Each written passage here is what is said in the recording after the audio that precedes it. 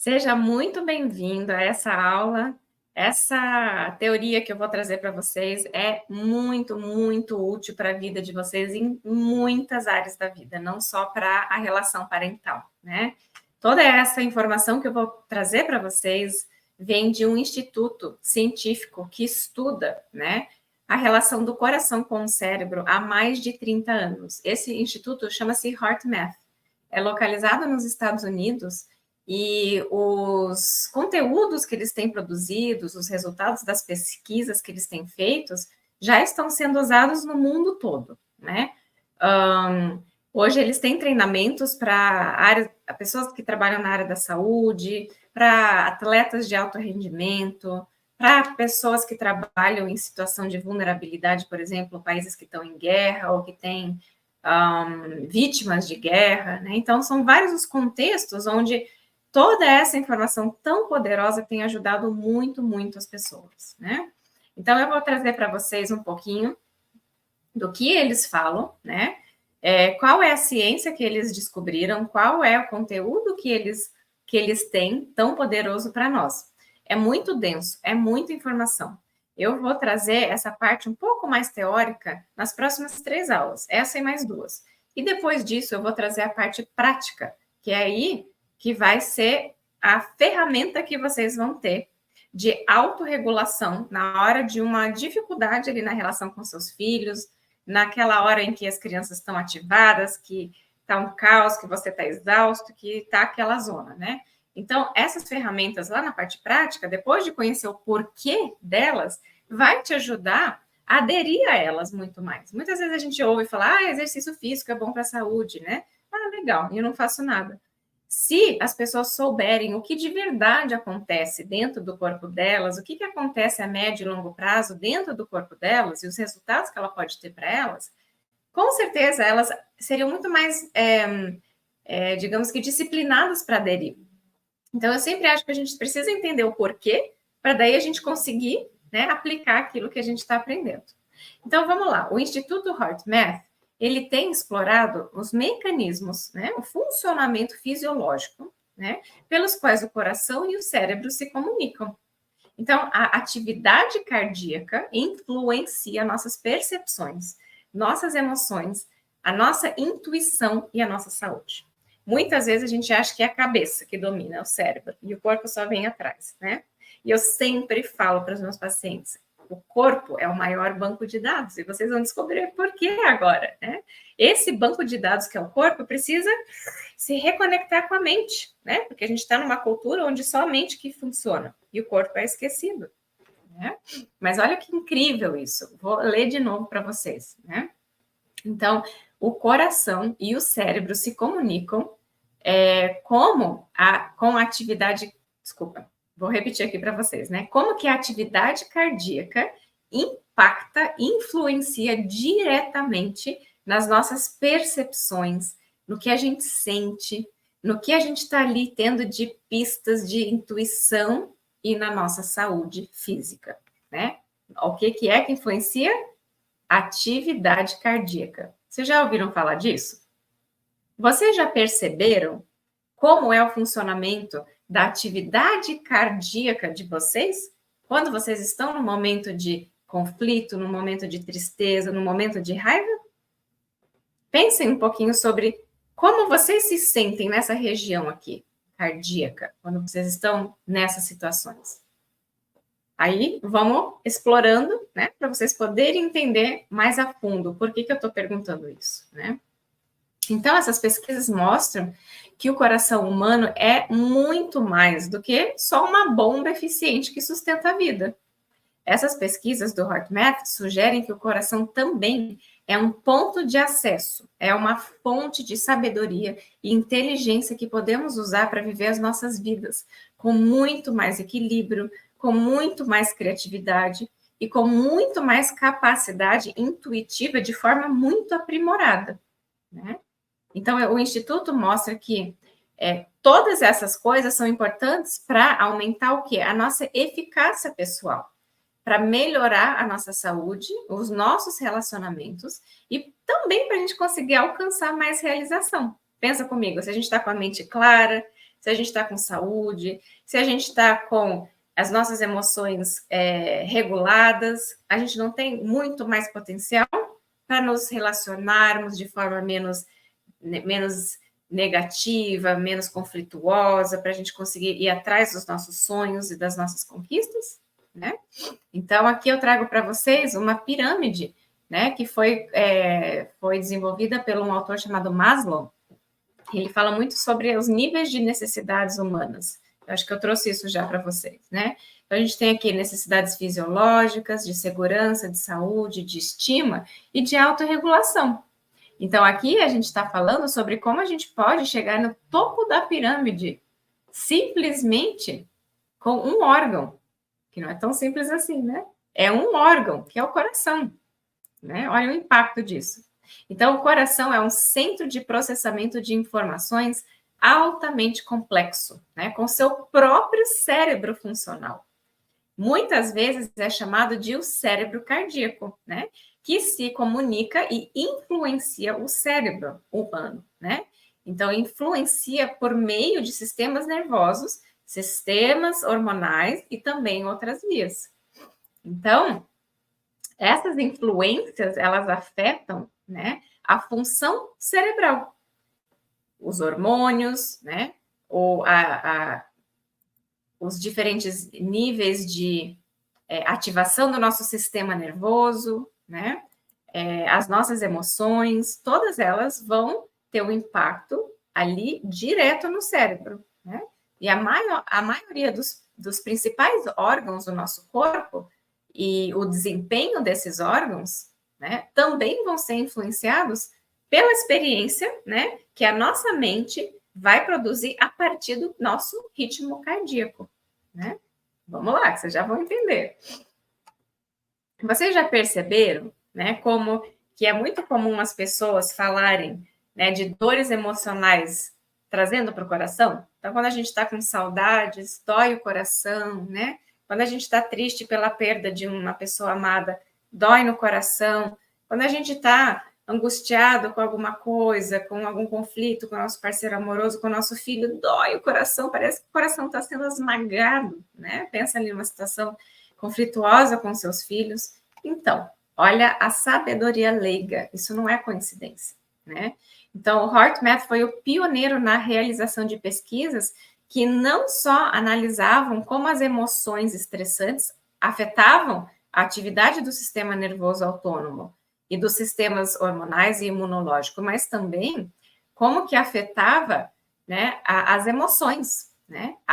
E aí eles trouxeram vários estudos muito específicos, com emoções específicas que eu vou mostrar para vocês. Aqui eu trouxe um exemplo, né?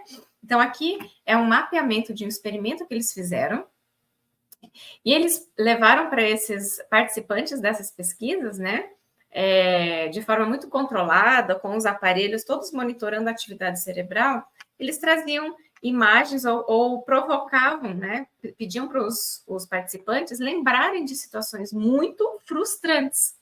E quando a pessoa estava ali experienciando essa memória frustrante,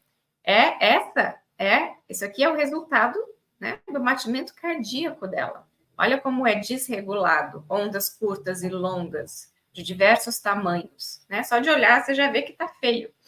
E aqui embaixo é quando eles provocavam nas pessoas o sentimento de apreciação. Então, na apreciação, olha aqui como fica o batimento cardíaco. Regulado, com uma coerência. Daí o nome de incoerência cardíaca e coerência cardíaca. Então, a gente vai usar daqui para frente esse termo. Quando a gente está experienciando algumas emoções consideradas duras, difíceis, a gente vai estar vivenciando aqui, real, fisiologicamente, uma incoerência cardíaca.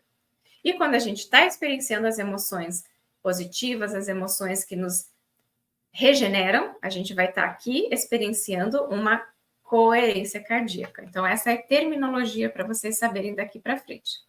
Eu trouxe mais algumas imagens só para você ver o volume, né, de experimentos que eles fazem e de diferentes medidas que eles tiram, né, a partir de todas essas emoções difíceis, comparando com as emoções fáceis, né? E aí eles vão conduzindo os experimentos e testando, né, a fisiologia da pessoa e todas outras formas de integração do órgão. Então, hormonal, como eu já falei, né, de sistema nervoso, de sinais que mandam para o cérebro, sinais que o coração emite ali para toda essa fluidez interna ou a desintegração interna. Então, vamos lá.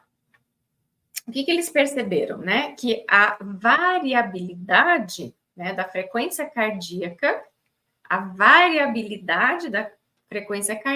ou ritmos cardíacos que se destacaram como indicador mais dinâmico e reflexivo dos estados emocionais de uma pessoa.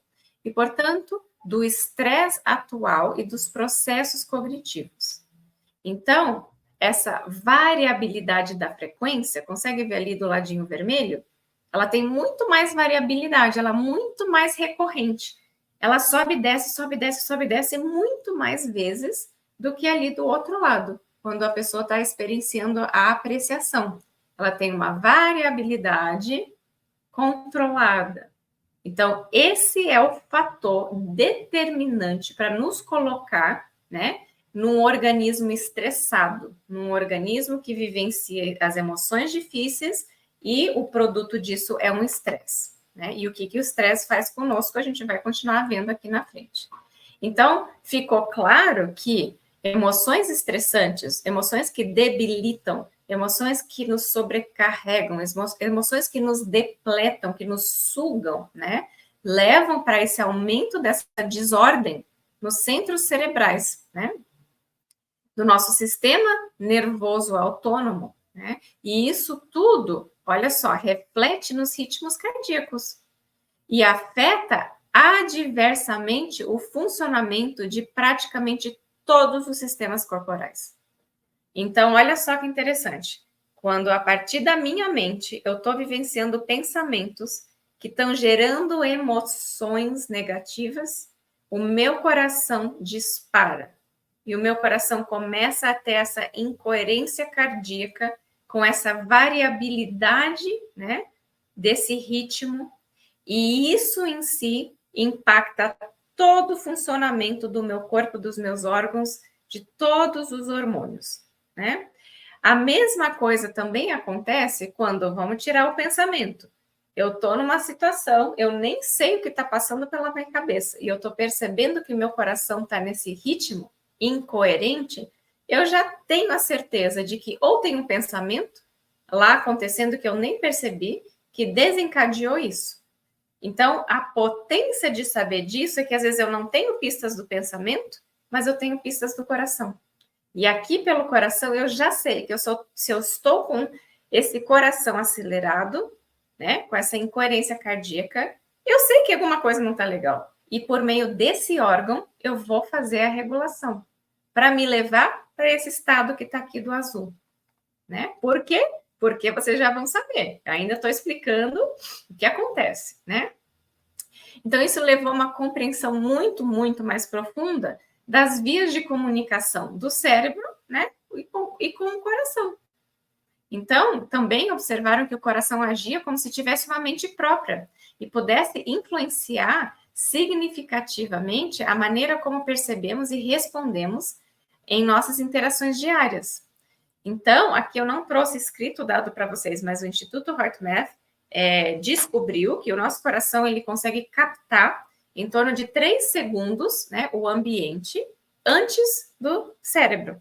Ou seja, se eu estou num ambiente pesado, denso, com pessoas ali negativas, pessimistas, tóxicas, o meu corpo está captando isso. E meu coração já dispara. E isso já manda sinais para o meu cérebro. E meu cérebro já começa a entrar no funcionamento esquemático. Entende? Então, esse é o poder desse órgão de captar e de, por meio dele, regular. Né? De poder, por meio dele, proteger todo o funcionamento, né, do meu corpo. Então, parecia que o coração podia afetar nossa consciência, nossas percepções e nossa inteligência. Inúmeros estudos demonstraram que, desde então, né, que a coerência cardíaca é um estado fisiológico ideal associado ao aumento da função cognitiva. Olha só que interessante. Quando eu estou com aquelas ondas cardíacas regulares, eu posso saber que eu estou ali, ó, com a minha mente funcionando no seu pleno estado de funcionamento, sem aquele shutdown, sem o cérebro colapsado, né? Então, a capacidade de autorregulação, estabilidade emocional e resiliência, né? Então, a capacidade de autorregulação emocional e dessa resiliência a tolerar o estresse por meio, né, do controle, por meio do coração. Então, esse coração é responsável, né? Quando ele está bem cuidado, quando a gente está ali atuando para manter uma coerência cardíaca, isso, o resultado dessa coerência cardíaca é isso que eu falei agora. Funções cognitivas muito superiores, capacidade de nos autorregular muito superior, capacidade de manter estabilidade emocional, capacidade de tolerar e de ser resiliente a situações estressantes, né? Então, as pesquisas mostraram que o coração se comunica com o cérebro de 4 formas principais. Então, vamos lá. Neurologicamente falando, isso significa que através das transmissões de impulsos nervosos, bioquimicamente, isso quer dizer que é por meio de hormônios e neurotransmissores, biofisicamente, através de ondas de pressão, e energeticamente, através de interações do campo eletromagnético. Então, isso aqui é física, né? Então, o nosso coração impacta esses 4 níveis de funcionamento, né? Aqui eu coloquei um resuminho para vocês. A comunicação ao longo de todos esses canais afeta a atividade do cérebro. As mensagens que o coração envia para o cérebro também podem afetar o nosso desempenho e produtividade. Então, o coração está captando, está mandando para o cérebro, e lá está o cérebro respondendo, né? A partir desse funcionamento cardíaco hiperacelerado, desorganizado, ou coerente, calmo, alinhado, integrado. Né? O coração foi reclassificado, né? A partir do sistema hormonal, em 1983, quando descobriram um novo hormônio produzido e secretado pelas câmeras superiores do coração. Então, lá atrás já tinha-se esse entendimento, né? Da importância do coração. Descobriu-se que o coração também contém células que sintetizam e liberam algumas catecolaminas muito importantes. Então, a norepinefrina, são os finas e os minas da vida, né? Dopamina, epinefrina, todos esses são de uma classe que a gente chama de catecolaminas, né? E a outra classe que são os neurotransmissores. Então, os neurotransmissores também, né, antes se pensava serem produzidos somente por neurônios. E a gente descobriu, pelo Instituto HeartMath, que não, o coração também produz neurotransmissores. E mais recentemente, descobriu-se que o coração também fabrica e secreta o hormônio do amor, ocitocina, né? O hormônio social, que pode atuar como um neurotransmissor, né?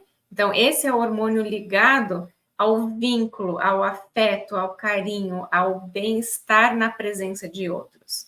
Então, deixa eu ver se eu coloquei já aqui. Coloquei aqui.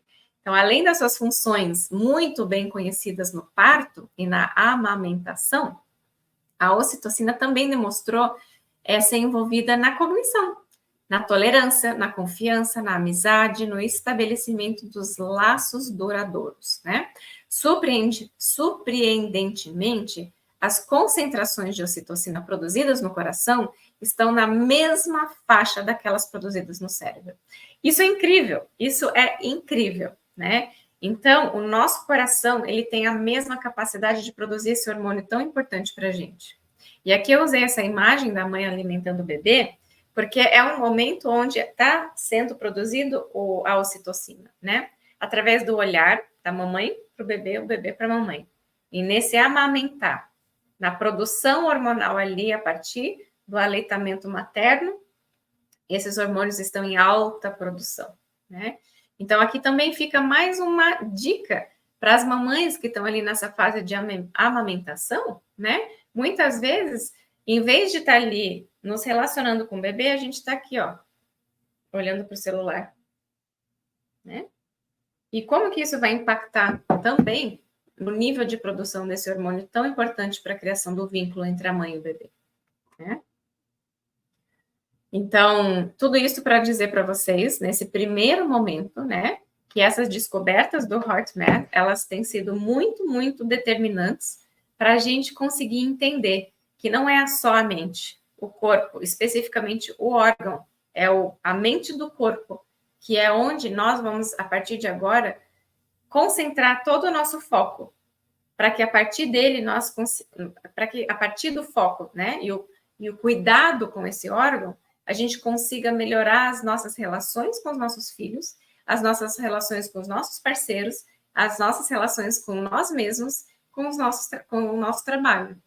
Tudo isso a partir desse órgão. Então, fica aí a curiosidade para vocês continuarem a assistir às aulas e saber como que isso pode acontecer. Então, até a segunda aula dessa temática. Vejo vocês já já.